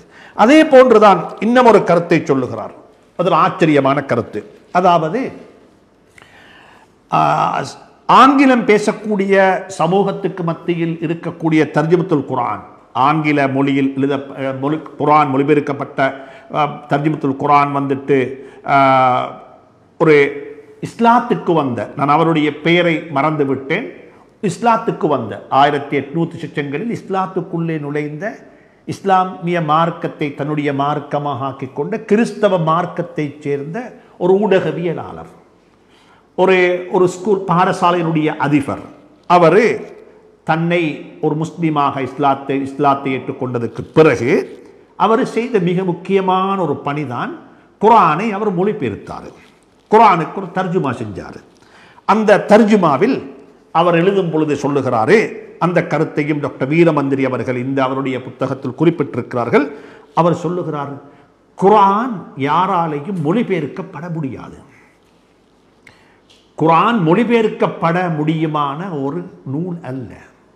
ஏனென்றால் அல்லாஹுடைய பேச்சை, அல்லாஹ்வினுடைய கலாமை, பூர்வீகமான கலாமை, அதனுடைய ஆரம்பம் தெரியாத ஒரு பேச்சை ஒரு மனிதன் எப்படி மொழிபெயர்ப்பான்? எனவே குர்ஆனுக்கு மொழிபெயர்ப்புகள் என்று சொல்லுவது நடைமுறை சாத்தியமற்றது. அதை மொழிபெயர்க்க முடியாது. அதில் இருக்கக்கூடிய கருத்துக்கள், அதில் இருக்கக்கூடிய தத்துவங்கள் அனைத்தையும் ஒருபோதும் என்ன செய்ய முடியாது, மொழிபெயர்க்க முடியாது என்பது தான் அவருடைய கருத்து. அந்த கருத்தை மிக சொல்லிவிட்டு சொல்லுகிறார், இந்த கருத்தில் தான் இஸ்லாமிய அறிஞர்களின் முன்னோர்கள் பழமைவாதம் பேசக்கூடியவர்களும் அந்த கருத்தில் மிகவும் உறுதியாக இருக்கிறார்கள். ஆனாலும் கூட ஒவ்வொருவரும் அந்தந்த காலத்துக்கு ஏற்ப, அவர்கள் வாழக்கூடிய சூழலுக்கு ஏற்ப, காலத்துக்கு ஏற்ப முன்னோர்கள் சொன்ன கருத்துக்களை வைத்து அந்த கருத்தினுடைய ஒளியில் இந்த குர்ஆனுக்கு புதிய புதிய கருத்துக்களை மக்கள் சொல்லுகிறார்களே அல்லாமல் ஒரு போதும் பழைய ஒரு குர்ஆனுக்கு மொழிபெயர்ப்பு செய்ய முடியாத என்ற கருத்தையும் அவரே மிக அழகாக குறிப்பிட்டிருக்கிறார். அதே போன்று இன்னும் ஒரு முக்கியமான கருத்தை அவர் சொல்லுகிறாரு, இந்த குர்ஆனுடைய அறிவு இருக்கிறே, குர்ஆனுடைய அறிவு இது மட்டுப்படுத்தப்பட்ட அறிவு அல்ல. இந்த உலகில் மனிதன் உயர போக போக போக இந்த உலகத்துடைய எல்லைகள் விரிவடைந்து கொண்டே போவது போன்று ஆத்மீகத்தில் ஒரு மனிதன் உயர போக போக போக ஆத்மீகத்தில் ஒரு மனிதனுடைய தரஜா உயர்வு அடைய அடைய குர்ஆனுடைய எல்லைகளும் விரிந்து கொண்டே போகும் என்ற கருத்தை டாக்டர் வீரமந்திரி அவர்கள் குறிப்பிட்டிருக்கிறார்கள். சுப்ஹானல்லாஹ், ஆச்சரியம். ஒரு மாற்று மதத்தை சார்ந்த சகோதரர், ஒரு இன்டலெக்சுவல், ஒரு சமூகத்தில் பெரியொரு புரட்சி செய்த ஒரு மனிதர், அவருடைய கருத்தை பார்க்கும் பொழுது ஆச்சரியமாக இருக்கிறது. அவர் சொல்லுகிறாரு, குர்ஆன் ஓதும் பொழுது, அதனை படிக்கும் பொழுது உங்களுக்கு கிடைக்கக்கூடிய விளக்கம் வெறுமனே அறிவு சார்ந்த உங்களுக்கு இருக்கக்கூடிய திறமைகளை வைத்து மட்டும் கிடைக்கக்கூடிய அறிவல்ல. உங்களுடைய ஆத்மீக எழுச்சி, உங்களுடைய ஆத்மீகத்தில் நீங்கள் காட்டக்கூடிய ஆத்மீக உணர்வுகள் இருக்குது, இதை வைத்துத்தான் அது உங்களுக்கு கிடைக்கும். எனவே ஆத்மீகத்தில் உயரப் போக போக குர்ஆனுடைய விளக்கங்களும் உயர்ந்து கொண்டே போகும் என்ற கருத்தை சூஃபியாக்களுடைய கருத்தென்று சொல்லியும் அந்த கருத்தை அவர் உறுதிப்படுத்துகிறார். எனவே அன்புக்குரியவர்களே, குர்ஆன் மாற்றுமத்தை சார்ந்த பல சகோதரர்களினால் அதனுடைய உண்மை தன்மைகளை பற்றி பேசப்பட்டிருக்கிறது. எங்களுக்கு அந்த விடயங்களில் உடன்பாடு இருக்கலாம், இல்லாமல் இருக்கலாம். ஆனால் குர்ஆனை பற்றியே புகழ்ந்து உயர்த்தி பேசிவிட்டது. அதற்கு பிறகு வேறொரு வார்த்தை எங்களுக்கு தேவையில்லை. எனவே அன்புக்குரிய சகோதரர்களே, எனவே இந்த குர்ஆனை பற்றி படிப்பதற்குத்தான் நாங்கள் ஆயத்தமாக இருக்கின்றோம். நான் உங்களுக்கு மத்தியில் வரக்கூடிய காலங்களில் இன்ஷா அல்லாஹ் அடுத்த கிழமையிலிருந்து சூரத்துல் கஸஸ், அந்த சூறாவை மையமாக வைத்து உங்களுடன் உரையாடலாம், கதைக்கலாம் என்று சொல்லி நான் நினைத்திருக்கிறேன். குர்ஆனுடைய 28வது சூரா, 28வது சூரா, இந்த சூறாவை மையமாக வைத்து உங்களுடன் கதைக்கலாம் என்று நினைக்கிறேன். இந்த சூறாவை நான் எடுத்ததற்கு ஒரு காரணம் இருக்கிறது. நான் வானொலி இலங்கை ஒலிபரப்பு கூட்டத்தாவினுடைய முஸ்லீம் சேவையின் ஊடாக ரௌதத்துல் குர்ஆன் என்ற ஒரு நிகழ்ச்சி செய்து கொண்டிருக்கிறேன் கடந்த 13-14 வருடங்களாக. அல்ஹம்துலில்லாஹ். அந்த நிகழ்ச்சியினுடைய ஆரம்பம், முதலாவது நிகழ்ச்சியை நான் சூரா யூசுஃபை வைத்துத்தான் ஆரம்பித்தேன். சூரா யூசுஃப், ஹதரத் யூசுஃப் அலைஹிஸ்ஸலாத்து வஸ்ஸலாமுடைய அழகான அந்த சம்பவத்தை சொல்லக்கூடிய, ஆரம்பத்திலிருந்து முடிவு வரைக்கும் தொடர்ச்சியாக யூசுஃப் அலைஹிஸ்ஸலாமுடைய சிறுபிராயம், அதற்கு பிறகு அவர்களுடைய கனவு தாற்பயம், அதற்கு பிறகு அவருடைய சகோதரனூடாக அவருக்கு கிடைத்த நெருக்கடியான வாழ்க்கை, அதற்கு பிறகு தனிமையில் எப்படி கிணத்துக்குள்ளே வாழ்ந்தார்கள், கிணத்திலிருந்து யூசுப் அலைஹிஸ்ஸலாம் எப்படி தெருவிலே ஒரு பொருளாக விற்கப்பட்டார்கள், அதற்கு பிறகு அரண்மனை வாழ்க்கை, அதற்கு பிறகு யூசுப் அலைஹிஸ்ஸலாத்துடைய அரண்மனை வாழ்க்கைக்கு பிறகு சிறைவாசம் அனுபவித்தார்கள், சிறைவாசத்துக்கு பிறகு ஆட்சி பீடம் ஏறினார்கள். சுப்ஹானல்லாஹ். இப்படியாக யூசுப் அலைஹிஸ்ஸலாத்துடைய வாழ்க்கை சிறுபிராயம் தொட்டு கடைசி வரைக்கும் ரப்பி தவஃபனி முஸ்லிமன் வ அல்ஹிக்னி பிஸ்ஸாலிஹீன் என்று சொல்லி கடைசியாக யூசுப் அலைஹிஸ்ஸலாம் துஆ கேட்கும் வரைக்கும், யா அல்லாஹ், என்னை ஒரு சாலிஹான மனிதன் முஸ்லிமாக மௌத்தாக்கி விடு, சாலிஹீன்களுடன் என்னை சேர்த்து விடு என்று சொல்லுகிற இடம் வரைக்கும் யூசுப் அலைஹிஸ்ஸலாத்து வஸ்ஸலாமுடைய வாழ்க்கை வரலாறை பற்றி அல்லாஹ் சொல்லி இருக்கிறான். எனவே யூசுப் அலைஹிஸ்ஸலாத்துடைய வாழ்க்கையை பற்றி சொல்லும் பொழுது அல்லாஹ் சுப்ஹானஹு தஆலா நஹ்னு நகுஸ்ஸு அலைக அஹ்ஸனல் கஸஸ், ஒரு அழகான சம்பவத்தை, சரித்திரத்தை நாங்கள் உங்களுக்கு சொல்ல போகிறோம் என்று சொல்லித்தான் அந்த சம்பவத்தை அல்லாஹ் ஆரம்பிக்கிறான், அந்த சூறாவை அல்லாஹ் ஆரம்பிக்கிறான். சில முஃபஸ்ஸிரீன்களுடைய கருத்து இருக்கிறது, அல்லாஹ் நஹ்னு நகுஸ்ஸு அலைக அஹ்ஸனல் கஸஸ் என்று சொல்லி சொன்னது இந்த சூரா யூசுஃபை அல்ல, அது சூரத்துல் கஸஸத்தான் சொன்னார்கள். சூரத்துல் கஸஸும் இதே மாதிரியான ஒரு அழகான சம்பவம், ஒரு அழகான வரலாறு. அந்த வரலாற்றில் உங்களுக்கு மிகவும் அழகான படிப்பினைகள் இருக்கிறது என்பதை அல்லாஹ் சுப்ஹானஹு வ தஆலா அதைத்தான் அங்கே சுட்டி காட்டுகிறார். இந்த சூரா மட்டுமல்ல, சூரா யூசுப் மட்டுமல்ல, சூரத்துல் கஸஸும் இதே மாதிரியான ஒரு சூரா தான் என்று சொல்லி அல்லாஹ் சுப்ஹானஹு வ தஆலா சொல்லுகிறான் என்ற ஒரு கருத்தும் உலமாக்களுக்கு மத்தியில், முஃபஸ்ஸரீன்களுக்கு மத்தியில் இருக்கிறது. அப்படிப்பட்ட ஒப்புகமை என்ன? சூரா யூசுஃபில் அல்லாஹ் சுப்ஹானஹு வ தஆலா ஹஜ்ரத் யூசுப் அலைஹிஸ்ஸலாத்து வஸ்ஸலாமுடைய சிறு பிராயத்தில் இருந்து விடயங்களை சொல்லிக்கொண்டு போறது போல சூரத்துல் கஸஸில் அல்லாஹ் அப்படி சொல்ல இல்லை.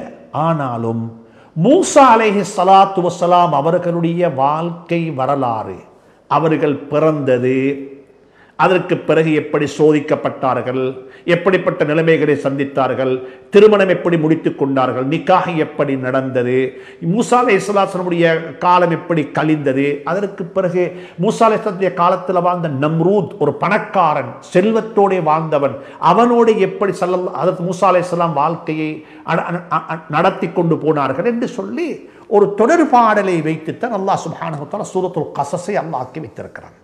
சூரத்துல் கஸஸை எடுத்துக்கொண்டா யூசுப் அலைஹிஸ்ஸலாம் ஒரு வாப்பவால வளர்க்கப்பட்ட புள்ள, ஒரு வாப்பவால. மூசா அலைஹிஸ்ஸலாம் ஒரு உம்மவால பராமரிக்கப்பட்ட புள்ள. சில குழந்தைகள் இப்பயும் இருக்கலாம். யாக்கூப் அலைஹிஸ்ஸலாத்து வஸ்ஸலாம் அவர்களை போன்ற வாப்பவால வளர்க்கப்படக்கூடிய பிள்ளைகள். உம்மவை பொறுத்த வரையில் உம்மை கொண்டும் தெரியாது, உம்மா இதை வளர்த்தி கொள்ள மாட்டா, வாப்பதான் புள்ள வளர்ப்பார், வாப்பதான் வீட்டுக்குள்ள அட்மினாக இருப்பார், வாப்பதான் நடைமுறையில் அவர் ஒரு ரோல் மாடலாக இருந்து பிள்ளைகளை வளர்த்தெடுப்பார். அல்ஹம்துலில்லாஹ். அப்படிப்பட்ட வாப்பவாக உங்களுக்கு இருக்கவும் வேணும். அப்படிப்பட்ட வாப்பவால வளர்க்கப்பட்ட பிள்ளைகளாக உங்களுக்காகவும் முடியும். அப்படிப்பட்ட வாப்பா உங்களுக்கு கிடைத்த அது உங்களுக்கு கிடைத்த மிகப்பெரிய பாக்கியம். என் வாழ்க்கையை சொல்லி தந்தவர், வாழ்ந்து காட்டிவிட்டு போனவர், வாழ்ந்து காட்டிக் கொண்டிருக்கக்கூடியவர். அப்படிப்பட்ட ஒரு யாக்கூப் அலைஹிஸ்ஸலாம் அவர்களுடைய பராமரிப்பில் வாழ்ந்தவர் தான் யூசுப் அலைஹிஸ்ஸலாத்து வஸ்ஸலாம்.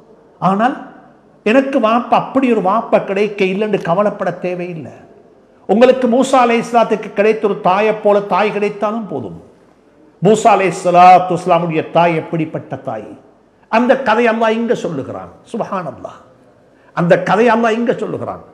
யூசுப் அலைஹிஸ்ஸலாத்து வஸ்ஸலாம் அவர்கள் சுப்ஹானல்லாஹ் அவருடைய சகோதரர்களின் காரணமாக கோபத்தில் பொறாமையில தூக்கி வீசப்பட்டாங்க கிணத்துள்ளுக்கு, தண்ணியில. அல்லாஹ் சுப்ஹானஹு வ தஆலா குர்ஆன்ல சொல்லுகிறான், மூசா அலைஹிஸ்ஸலாத்து அவர்களையும் தண்ணீரத்தான் தூக்கி வீசினாங்க, சின்ன பிள்ளையாக இருக்கும் பொழுது, பச்சிலன் பாலகனாக இருக்கும் பொழுது. இப்படியாக சொல்ல போனா இந்த ரெண்டு சம்பவங்களுக்கு இடையில ஒரு பெரிய ஒரு தொடர்பாடல் இருக்கிறது. இந்த ரெண்டு பேருக்கும் இடையில் இருந்த இன்னொரு தொடர்பாடத்தான் இந்த நிகழ்ச்சிகள் ரெண்டுமே நடைபெற்றது மிஸ்ர்ல, ஈஜிப்ட்ல. மூசா அலைஹிஸ்ஸலாம் ஈஜிப்ட்ல இருந்து வெளியே போனாங்க, யூசுப் அலைஹிஸ்ஸலாம் ஈஜிப்ட் உள்ளுக்கு வந்து சேர்ந்தாங்க. ரெண்டு பேருக்கும் ஹஜ்ரத் யூசுப் அலைஹிஸ்ஸலாத்துக்கு சோதனை வந்தது சகோதரர்களாக, ஹஜ்ரத் மூசா அலைஹிஸ்ஸலாத்துக்கு உதவி வந்தது சகோதரியால. சுப்ஹானல்லாஹ், சகோதரியால. இப்படியாக குர்ஆன் இந்த ரெண்டு சம்பவத்துக்கு இடையில பெரிய ஒரு தொடர்பாடலை வைத்திருக்கிறான். எனவே தான் மூசா அலைஹிஸ்ஸலாத்து வஸ்ஸலாமுடைய சம்பவம் படிக்கப்பட வேண்டிய ஒரு சம்பவம். அது சம்பவமாக படிக்காமல் குர்ஆனாக படிப்போம், குர்ஆனை படிக்கின்றோம். ஏன்னா இந்த சூரத்துல் கஸஸ்ல அல்லாஹ் சுப்ஹானஹு வ தஆலா நாங்க ஹஜ்ரத் ஸல்லல்லாஹு அலைஹி வஸல்லம் மக்காவை விட்டு வெளியே போகும் பொழுது இன்னா ராத்துஹு இலைக், நாங்கள் இந்த மக்காவின் பக்கமாக உங்களை திருப்பி கொண்டு வருவோம் என்று சொல்லக்கூடிய விடயத்தையும் சூரத்துல் கஸஸ்ல தான் அல்லாஹ் சொல்லுகிறான். ஆனால் அதே சம்பவத்தை தான் அல்லாஹ் சுப்ஹானஹு வ தஆலா மூசா அலைஹிஸ்ஸலாத்துடைய தாய்க்குன்னு சொன்னான், ஃபஅல்கிஹி ஃபில் யம், நீங்க இந்த புள்ளைய தூக்கி போடுங்கோ தண்ணியில, நாங்க சொன்னதை நீங்க செய்யுங்கோ, நாங்க உங்களை அந்த புள்ளை இன்னா ராத்துஹு இலைக், இந்த புள்ளை உங்களுக்கு பக்கமாக நாங்க திருப்பி தருவோம். யாராவது ஒருவர் அல்லாஹ்வுக்காக வேண்டி ஒன்றை விட்டு கொடுத்தால் அதை அல்லாஹ் அதை விட நல்லதை அல்லாஹ் அவருக்கு திருப்பி கொடுப்பான். வஜாஇலுஹு மினல் முர்ஸலீன், நாங்கள் நீங்க சின்ன புள்ளையாகத்தான் தூக்கி தண்ணீரை போடுறீங்க, இந்த புள்ளைய ஒரு ரசூலாக உங்களுக்கு திருப்பி தருவோம். ஸல்லல்லாஹு அலைஹி வஸல்லம் மக்காவை விட்டு போனாங்க. ஆனா மக்காவுக்கு திரும்பி வரும் பொழுது சும்மா வர இல்லை, மக்காவுடைய தலைவராக வந்தார்கள், மக்காவுடைய அமீராக வந்தார்கள், மக்காவுடைய நிர்வாகத்தை கையில் எடுத்துக்கொண்டு வந்தார்கள். சுப்ஹானல்லாஹ். இதை சொல்றதுக்குத்தான் நீங்க விட்டுட்டு போற மக்காவின் பக்கமாக நீங்க திரும்பி வருவீங்க. அதுக்கு மூசா அலைஹிஸ்ஸலாத்துடைய வாழ்க்கை உங்களுக்கு உதாரணம் என்று சொல்லி சொல்றதுக்கு போலதான் அல்லாஹ் சுப்ஹானஹு வ தஆலா இந்த சூரத்துல் கஸஸ் அல்லாஹ் அமைச்சிருக்கிறான். சூரத்துல் கஸஸ்ல இன்னும் ஒரு முக்கியமான விடயம் இருக்கிறது. சூரத்துல் கஸஸுடைய ஆரம்பம் ஒரு வம்பன், ஒரு அடாவடித்தனம் செய்து கொண்டிருந்த, எந்த அளவுக்கு அடாவடித்தனம் உண்டா, உலகத்தில் அப்படி வாதிட்டவர்கள் யாரும் இல்லை என்றுதான் நினைக்கிறேன். அவன் எந்த அளவுக்கு வாதிட்டான் என்றால், அன ரப்புக்கும், நான் தான் உங்களோட ரப்பு, நீங்க என்னத்தான் வணங்க வேண்டும், இந்த இங்கு இருக்கக்கூடிய அத்துணை விடயங்களும் என்னுடைய கட்டளை பிரகாரம் தான் நடைபெற்றுக் கொண்டிருக்கிறது என்று சொல்லி தம்பட்டம் அடித்த ஒரு அகங்காரம் கொண்ட ஒருவன் தான் ஃபிரௌன். அப்ப பலத்தை வச்சு, கையில் இருக்கக்கூடிய அதிகாரத்தை தவறாக பயன்படுத்தி, மக்களை எல்லாம் அடக்கி வைத்து ஒரு ஆட்சி செய்த ஆட்சியாளனுக்கு எதிராகத்தான் மூசா அலைஹிஸ்ஸலாத்து வஸலாமுடைய வாய்ஸ் இருந்தது. அது அல்லாஹ் சொல்லுகிறான் மூசா சூரத்துல் கஸஸ்ல ஆரம்ப பகுதியில், ஒரு வம்பன், ஒரு அடக்கி ஆளக்கூடியவன், மக்களை அற்பமாக பார்த்தவன், மக்களை பிரித்து ஆண்டவன், அப்படிப்பட்ட ஒருவனுக்கு எதிராகத்தான் மூசா அலைஹிஸ்ஸலாமுடைய வாய்ஸ் ஆரம்பத்தில் இருந்துச்சு. சூரத்துல் கஸஸுடைய ஆரம்பத்தில் அல்லாஹ் சொல்றான்.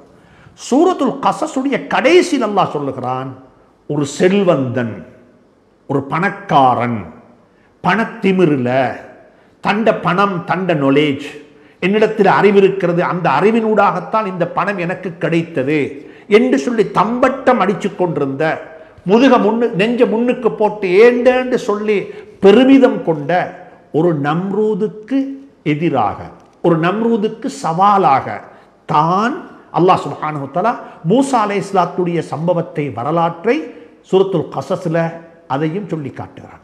அப்ப ஆட்சியாளன் என்று சொல்லும் பொழுது வம்பன், அடக்கியாளக்கூடியவன், மக்களை பிரித்தாளக்கூடியவன், மக்களை சுப்ஹானல்லாஹ் கேவலப்படுத்தக்கூடியவன், மக்களை கொச்சப்படுத்தக்கூடியவன், அப்படிப்பட்டவர்களுக்கு முன்னால் மூசா அலைஹிஸ்ஸலாம் எப்படி குரல் கொடுத்தார்கள் அதையும் அல்லாஹ் சொல்லுகிறான்.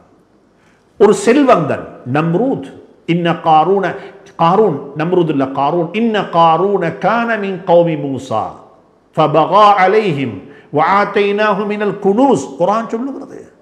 அவனுக்கு இப்படிப்பட்ட செல்வம் திமிரு வந்துச்சுதே, அந்த செல்வ திமிர்ல சொன்னான், இது என்னுடைய அறிவினூடாக எனக்கு கொடுக்கப்பட்டது, அல்லாஹ் எனக்கு தந்ததல்ல, அல்லாஹ்வுக்கு இதுக்கும் சம்பந்தம் கிடையாது, இது என்னுடைய டேலண்ட், இது என்னுடைய புத்திசாலித்தனம், இது என்னுடைய அறிவு, என்னுடைய முயற்சி என்று சொன்ன சந்தர்ப்பத்தில் அல்லாஹ் சுப்ஹானஹு வ தஆலா அந்த ஆட்சியாளனை தண்ணீர போட்டு அப்படியே மூழ்கடிச்சான், தண்ணீர போட்டு மூழ்கடிச்சான். சுப்ஹானல்லாஹ். சூரத்துல் கஸஸ் ஒரு ஆச்சரியமான சூரா. அல்லாஹ் சொல்லுகிறான், மூசா அலைஹிஸ்ஸலாத்துடைய தாயை பார்த்து, உங்களுக்கு பயமாக இருக்குதா, இந்த புள்ளைய தூக்கி தண்ணீர போட்டுடுங்க. உங்களுக்கு பயமா, புள்ளைய தண்ணீர போட்டுடுங்க. எதுக்கு பயம்? ஃபிரௌன் மக்கள் வந்து கொலை செஞ்சிடுவாங்க, ஃபிரௌன் மக்கள் வந்து இந்த புள்ளைய கத்ல் பண்ணிடுவாங்க, இந்த புள்ளை இல்லாமாக்கிடுவாங்க. ஏன் காரணம் என்றா, அப்படிப்பட்ட புள்ள பிறக்கக்கூடாதுன்னு சொல்லித்தான் இங்க பெரிய ஒரு திட்டம் ஒன்று தீட்டி இங்க பெரிய ஒரு ஆபரேஷன் நடந்து கொண்டிருக்குது.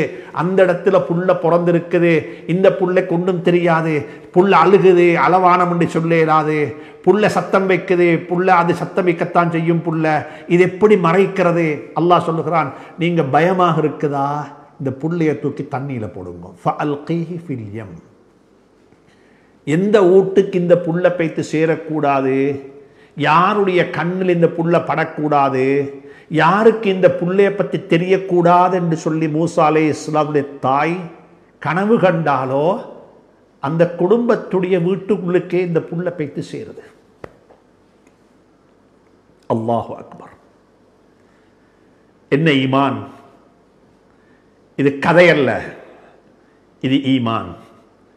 யாரிடத்துல போனா என்ற புள்ளைட வாழ்க்கைக்கு உலை வைக்கப்பட்டுவிடும், என்ற புள்ளைட வாழ்க்கை முடிஞ்சிடும் என்று தாய் கனவு கண்டாலோ அந்த வீட்டுள்ளுக்கு அல்லாஹ் இந்த புள்ளை அனுப்புறான். சுப்ஹானல்லாஹ். இந்த புள்ளைய பார்த்து அல்லாஹ் சொன்னான், இந்த புள்ளைய தண்ணீரை போடுங்க, எம் என்று சொல்லி, எம் எம் என்று சொன்னா தண்ணி. பல கருத்துக்கள் இருக்குது. அது நதி, கடல், செங்கடல், எப்படியோ எம்மில் போடுங்கோ. சுப்ஹானல்லாஹ். அல்லாஹ் குர்ஆன்ல அதே சூரத்துல் கஸஸ்ல சொல்லுகிறான், எந்த ஃபிரௌனுக்கு எதிராக இந்த புல்லை வந்து குரல் கொடுத்துச்சுதோ அந்த புள்ளையை பற்றி சொல்லக்குள்ள, அந்த நபியை பற்றி சொல்லக்குள்ள அல்லாஹ் சொல்லுகிறான், ஃபனபத்னாஹு ஃபில் யம். இந்த உம்மா எம்ல தான், அந்த ஓஷன்ல தான் இந்த மூசாவை போட்டா, நாங்க அதே ஓஷன்ல தான் எந்த ஃபிரௌனுக்கு எதிராக இந்த புல்லை வந்துச்சுதோ அந்த ஃபிரௌனை அதே ஓஷன்ல தான் நாங்க தாட்டினோம். சுப்ஹானல்லாஹ். அல்லாஹ்வுடைய பவர். வமன் நஸ்ரு இல்லா மின் இந்தில்லாஹ். உதவி அல்லாஹ்வின் புறத்திலிருந்து தான் வரணும், வேற எங்கிருந்தும் வரையறாது. குர்ஆனை படிங்கோ. எம்மண்ட வார்த்தை சூரத்துல் கஸஸ்ல இருக்குது. மூசா அலைஹிஸ்ஸலாத்தை தூக்கி எம்ல போடுங்க, எம்முண்டா ஓஷன்ல போடுங்க. அதே ஓஷன்ல தான் நாங்க ஃபிரௌனை தாட்டினோம், ஃபிரௌனை மூழ்கடிச்சோம். மூசா அலைஹிஸ்ஸலாத்தை ஃபிரௌன் தண்ணீர், அவங்களோட உம்மை தண்ணீர போடக்குள்ள அவர் ஒரு ஜீரோ, அவருக்கு நீயத் தெரியாது, அவர் ஒரு சின்ன புள்ள, பச்சிலன் பாலகன். ஆனா ஃபிரௌனை தண்ணிக்குள்ள தாட்டக்குள்ள அவன் ஒரு ஹீரோ. சுப்ஹானல்லாஹ். அன்புக்குரியவர்களே, சகோதரர்களே, உலகத்துடைய வெளிரங்கத்தை பார்த்து யாரும் பயப்பட வேண்டிய தேவையில்லை, அச்சமடைய வேண்டிய தேவையில்லை. மூசா அலைஹிஸ்ஸலாத்தை ஃபிரௌன் வீட்டுக்குள்ள வளர்த்தது போன்று அல்லாஹ் இஸ்லாத்தை வளர்த்து கொண்டிருக்கிறான். இஸ்லாம் வளர்க்கப்பட்டு கொண்டிருக்கிறது. எனவே இந்த விடயங்களை கருத்தில் கொண்டு சூரத்துல் கஸஸ் படிக்கப்பட வேண்டிய ஒரு சூரா. மிகவும் தெளிவாக படிப்போம், விரிவாக படிப்போம். எனவே மூசா அலைஹிஸ்ஸலாத்துடைய வரலாறு குர்ஆனுடைய பல சூறாக்களில் அல்லாஹ் சுப்ஹானஹு வ தஆலா அதனை பற்றி தெளிவுபடுத்தியிருக்கிறான். சூரத்துல் பக்ராவிலும் இருக்கிறது. பொதுவாக சூரத்துல் பக்ராவில் இருக்கக்கூடிய வரலாறு மூசா அலைஹிஸ்ஸலாம் அவர்களுக்கும் பனு இஸ்ராயீல்களுக்கும் இடையில் உள்ள வரலாறு. பனு இஸ்ராயீல்கள் என்று சொன்னால் மூசா அலைஹிஸ்ஸலாத்துடைய பரம்பரையை, அந்த வம்சத்தை சேர்ந்தவர்கள். ஏனென்றால் மிஸ்ர் நாட்டுக்கு எப்படி இவங்க வந்து சேர்ந்தாங்க, பனு இஸ்ராயீலுடைய வருகை எப்படி வந்தது என்று சொல்லக்கூடிய பின்புலம் எல்லாம் இன்ஷா அல்லாஹ் வரக்கூடிய வாரங்களில் கதைப்போம். மூசா அலைஹிஸ்ஸலாத்து வஸ்ஸலாமுடைய குடும்பம், வம்சம், பனு இஸ்ராயீல்கள் பலஸ்தீனகத்தில், அதாவது மிஸ்ர் நாட்டில் வாழ்ந்தார்கள். அங்கே வாழ்ந்து கொண்டிருந்தார்கள். அந்த சந்தர்ப்பத்தில் தான் ஃபிரௌனுடைய குரல், ஃபிரௌனுடைய கனவு, ஃபிரௌனுடைய சாத்திரகாரருடைய சூழ்ச்சி, இவைகளின் காரணமாக நடந்த விளைவுகளை பற்றி குர்ஆன் பேசியிருக்கிறது. அன்புக்குரியவர்களே, சகோதரர்களே, மூசா அலைஹிஸ்ஸலாமை பற்றி மூணு சூறாக்களில் அல்லாஹ் சுப்ஹானஹு வ தஆலா பிரஸ்தாபித்திருக்கிறார். அதுல ஒன்றுதான் சூரத்துல் கஸஸ். சூரத்துல் கஸஸ்ல தான் அல்லாஹ் சுப்ஹானஹு வ தஆலா மூசா அலைஹிஸ்ஸலாத்துடைய பிறப்பிலிருந்து ஆரம்பிக்கிறான். பிறப்பு, இங்கே தான் பிறந்தாங்க, மிஸ்ரிலிருந்து மதியனுக்கு போனாங்க, மதியனுக்கு போனதுக்கு பிறகு அங்கே நிக்காக செய்து கொண்டார்கள், நிக்காக செய்து அங்கே எப்படி வாழ்ந்தார்கள், இப்படியாக அந்த வரலாறு தொடர்ந்து கொண்டு போகிறது. ஆனால் சூரத்து தாஹாவிலேயும் அல்லாஹ் சுப்ஹானஹு வ தஆலா ஹதரத் மூசாவுடைய வரலாறை சொல்லுகிறான். ஆனால் அங்கே அந்த வரலாறை சொல்லும் பொழுது மூசா அலைஹிஸ்ஸலாத்து வஸ்ஸலாம் அவருடைய பிறப்பை பற்றி பின்னால் சொல்லுகிறான். மூசா அலைஹிஸ்ஸலாம் அனுப்பப்பட்ட நோக்கத்தை பற்றி முதலாவது சொல்லுகிறான். ஹல் அதாக ஹதீசு மூசா, மூசா அலைஹிஸ்ஸலாத்துடைய செய்தி உங்களுக்கு வந்துச்சுதான் நபியே, நாயகமே என்று சொல்லி மூசா அலைஹிஸ்ஸலாத்துடைய முதலாவது நபித்துவத்தை பற்றி, ரிசாலத்தை பற்றி, அவருக்கு கிடைத்த தூதை பற்றி, அவருடைய பணியை பற்றி சொல்லிவிட்டு அல்லாஹ் சுப்ஹானஹு வ தஆலா போய் மறுவ சொல்லுகிறான். நீங்க எப்படி பிறந்தீங்க, நீங்க எப்படி உங்களை பாதுகாத்தோம், நாங்கள் உங்களுக்கு எப்படி பாதுகாப்பை நசீபாக்கினோம், அந்த வரலாற்றை அல்லாஹ் அங்க குறிப்பிடுகின்றான். இதே போலத்தான் சூரத்து ஷூராவிலேயும் அல்லாஹ் சுப்ஹானஹு வ தஆலா மூசா அலைஹிஸ்ஸலாத்துடைய வரலாறை பற்றி சொல்லி இருக்கிறான். அங்கேயும் மூசா அலைஹிஸ்ஸலாத்துடைய வரலாறு, அவருடைய வாழ்க்கையுடன் சம்பந்தப்பட்ட விடயங்களை அல்லாஹ் தெளிவுபடுத்தி இருக்கின்றான். சூரத்துல் கஹ்ஃப்ல போனால், சூரத்துல் கஹ்ஃபில் அல்லாஹ் சுப்ஹானஹு வ தஆலா மூசா அலைஹிஸ்ஸலாத்து வஸ்ஸலாம் அவர்களுக்கும் ஹித்ர் அலைஹிஸ்ஸலாத்துக்கும் இடையில நடந்த அந்த சம்பவம், அந்த ரெண்டு பேருமாக சேர்ந்து நடத்தின அந்த ஒரு சம்பவத்தை பற்றி அல்லாஹ் சுப்ஹானஹு வ தஆலா அந்த ரெண்டு பேரும் எப்படி நடந்து கொண்டார்கள், எப்படிப்பட்ட நிகழ்வுகள் நடைபெற்றது, ஹித்ர் அலைஹிஸ்ஸலாம் என்றால் யாரு, மூசா அலைஹிஸ்ஸலாத்துடைய அவர்கள் யாரு, அந்த ரெண்டு பேருக்கும் கொடுக்கப்பட்ட அறிவுகளுடைய தன்மைகள் என்ன, இந்த விடயங்களை பற்றி அல்லாஹ் சுப்ஹானஹு வ தஆலா சூரத்துல் கஹ்ஃபில் அல்லாஹ் பேசியிருக்கிறார். எனவே மூசா அலைஹிஸ்ஸலாத்தை பொறுத்தவரையில் காதல் குர்ஆனு ஐயகூன மூசா, முழு குர்ஆனும் மூசா அலைஹிஸ்ஸலாத்து வஸ்ஸலாம் அவர்கள் தானோ என்று சொல்லி மக்கள் நினைக்கக்கூடிய அளவுக்கு குர்ஆனில் மூசா அலைஹிஸ்ஸலாத்துடைய வரலாறுகள் ஆங்காங்கே சொல்லப்பட்டிருக்கிறது. இவைகள் வரலாறு அல்ல, இவைகள் எல்லாம் படிப்பினைகள். இவைகள் வரலாறு அல்ல, இவைகள் வாழ்க்கைக்கு தேவையான கண்ணாடிகள். எங்களுடைய வாழ்க்கையை நெறிப்படுத்திக் கொள்வதற்கு, சரிப்படுத்திக் கொள்வதற்கு, எங்களுடைய ஈமானை திடகாத்திரமுடைய ஈமானாக ஆக்கிக் கொள்வதற்குரிய ஒரு வழிகாட்டலாகத்தான் இந்த வரலாற்று பின்னணிகளை அல்லாஹ் சுப்ஹானஹு தஆலா எங்களுக்கு சொல்லியிருக்கின்றான். வரக்கூடிய வாரம் இன்ஷா அல்லாஹ் சூரத்துல் கஸஸ்ல இருந்து ஆரம்பிப்போம். ஆரம்பத்தில் சொன்னது போல வகுப்புக்கு வரக்கூடிய சகோதரர்கள் இன்ஷா அல்லாஹ் முறையாக வகுப்புக்கு வந்து ஆரம்பத்திலிருந்து கடைசி வரைக்கும் இதை கவனம் எடுத்து முறையாக படித்து குர்ஆனை வாழ்க்கையில் இன்ஷா அல்லாஹ் குறைஞ்சபட்சம் இந்த சூரத்துல் கஸஸை படித்து முடிக்கும் பொழுதாவது என்னுடைய வாழ்க்கையில் குர்ஆனை ஓதினா எனக்கு கொஞ்சம் குர்ஆன் விளங்கோணும், குர்ஆனுடைய ஹர்ஃபுகள், குர்ஆனுடைய வார்த்தைகளுடைய அர்த்தங்கள் புரியணும். இதை மையமாக வைத்து என்ற குடும்பத்தில் இருக்கக்கூடிய அல்லது எங்களுக்கு தெரிஞ்ச உலமாக்கள், ஆலிமாக்கள் எங்களோட ஊர்களில் இருக்கிறாங்க, அவங்கள வச்சு இன்னும் கொஞ்சம் குர்ஆனுடைய அரபு பாஷையையும் அதாவது குர்ஆனுடைய இலக்கணத்தையும் இலக்கியத்தையும் கொஞ்சம் புரிந்து கொண்டால் இன்னும் நன்றாக இருக்குமே என்று சொல்லி குர்ஆனை பாடமாக்குவதை விடவும் குர்ஆனை விளங்குவதற்கு முனைவது மிக முக்கியமான கர்மம். குர்ஆனை பாடமாக்குவது தனிச்சிறப்பு. குர்ஆனை பாடமாக்குவது, மனனம் செய்வது என்பது தனிச்சிறப்பு. ஓதுவதற்கு நன்மை நிச்சயமாக கிடைக்கும். குர்ஆனை விளங்குவதற்கு முயற்சிப்பதற்கு நன்மை நிச்சயமாக கிடைக்கும். எனவே ஒன்றை விட்டுவிட்டு ஒன்றின் பக்கமாக போறது அல்ல, அனைத்தும் செய்யப்பட வேண்டும். குர்ஆன் ஓதப்பட வேண்டும். காலையிலும் மாலையிலும் குர்ஆன் ஓதக்கூடிய பழக்க வழக்கம். வீடுகளுக்குள்ளிருந்து குர்ஆனுடைய சத்தம் வெளியாக வேண்டும். கருவில் இருக்கக்கூடிய குழந்தையும் குர்ஆனை கேட்கிறது என்று விஞ்ஞானம் சொல்லிக் கொண்டிருக்கிறது. எனவே அன்புக்குரியவர்களே, சகோதரர்களே, கருவில் இருக்கக்கூடிய குழந்தையும் கேட்கிறது, அந்த குழந்தையும் சுவாசிக்கிறது, அந்த குழந்தையும் உண்ணுகிறது, அந்த குழந்தையினுடைய உடம்பும் வளர்க்கப்படுகிறது என்றிருந்தால் அந்த குழந்தையினுடைய மூளையும் வளர்க்கப்படுகிறது. எனவே அந்த குழந்தை உட்பட வீடுகளில் இருக்கக்கூடிய குழந்தைகள் குர்ஆனை கேட்க வேண்டும், அந்த குர்ஆனுடன் வாழ வேண்டும். அல்லாஹ் சுப்ஹானஹு தஆலா எனக்கும் உங்களுக்கும் நல்லருள் பாலிப்பானாக. அப்படிப்பட்ட குர்ஆனுடைய மக்களாக என்னையும் உங்களையும் ஆக்கி வைக்க வேண்டும் என்று அல்லாஹுவை பிரார்த்தித்துக் கொண்டு ஒரு மிக தாழ்மையான ஒரு வேண்டுகோளை ஒரு உங்களிடத்தில் வேண்டிக் கொள்ள விரும்புகின்றேன். இந்த நிகழ்ச்சி யூடியூப் சேனலினூடாகவும் ஒளிபரப்பு செய்யப்பட வேண்டும் என்று சொல்லி பல சகோதரர்கள் எங்களிடத்தில் வேண்டிக் கொண்டதற்கு இணங்க நாங்கள் அதை வரக்கூடிய வாரங்களில் செய்வதற்கு ஆயத்தமாக கொண்டிருக்கின்றோம். ஆனால் அந்த யூடியூப் சேனலூடாக எங்களுக்கு செய்வதற்கு சின்ன ஒரு பிரச்சனை இருக்கிறது. அதாவது குறைந்தபட்சம் 500க்கும் மேற்பட்ட சப்ஸ்கிரைபர்ஸ் அதுக்கு வர வேண்டும் என்று சொல்லி, எனவே உங்களிடத்தில் மிக வினயமாக வேண்டிக் கொள்கின்றேன்.